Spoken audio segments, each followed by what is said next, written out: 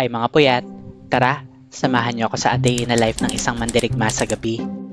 8 PM nga pala pasok ko, pero dahil rush hour to, 6 pa lang, umalis na ako. Taga QAB lang ako tapos sa bandang SM North naman yung office ko. Mukhang malapit na, pero malayo pala, lalo na kapag traffic. Ang tagal din bago ko ulit ma-experience yung ganitong shift. Mas sanay kasi ako sa closing. Yung bandang 2:00 ng madaling araw yung pasok. Kaya nasa adjustment period pa rin ako until now. Kaya dapat, planado lahat. Pati pagdala ko ng stress ball. Ay, tuta pala yan. Sorry na. Mga aso ko dahilan kung bakit need ko mag-work. Wawa nga pala pangalan niya. Kasi siya lang natira sa 6 niya pang mga kapatid. And as expected, lakas makabini ng biyahe ko. Sa EDSAng pantrapiko. Pantrapiko, oh. At dahil 2 linggo na ako nakikipaglaban sa antok, kailangan ko ng kapeng kaya akong ipaglaban sa shift ko. Isang grande hot barista. For your vicinity. Grande size kasi. And the white chocolate still with water to sir, ha? Anything else to add? Your name na lang? Nikki and IKK. Nirecommend sa akin yan ng dating baristang nakilala ko. Masusurvive ko daw yung shift ko sa isang grande. Pero pag may OT, dapat 20 peraso. Charot. Pagdating ko sa office, nilabas ko na agad yung mga gagamitin kong sandata. Ilan kaya papapilang ko ngayon?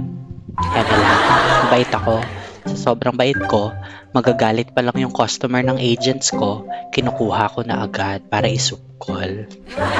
Charot. Kahit saan pala kami pumwesto para mag-work, okay lang. Dito pala sa part ng office na to, halos lagi silang nakaupo. Pero kung ako lang, doon ako sa pantry mag-station para easy access ang foodang habang nagwo-work. Joke lang po. Pag umupo pala ako sa station ko, focus mode na ako. Huwag niyo ako kakausapin lalo na pag may chismis. Weakness ko kasi yon. Kita niyo naman, seryoso na ako niyan kahit wala pang 8. Charot. At yan, first break na. Hindi ko na pinakita habang nagwo-work ako. Focus nga, di ba? Sa lahat ng napasukan kong center, dito may pinakabonggang smoking area. Tanaw mo yung ibang mga call center na pwede mo pag-applyan after makuha yung 13th month pay. Uy, hindi para. At yan, after ko mag-work ulit kunwari, nag-lunch na ako. Libre pala pagkain dito. Sa wakas, wala akong nakikitang prito on its 3rd day. Bukod sa pinakaulam, libre rin yung side dish. Tokwa pala pinili ko. Kasi why not? After ko mag-lunch, nag-checklist na ako ng mga task. Baka pati yun gusto nyo makita. O sige na nga. Basta wag nyo ako i-judge ha.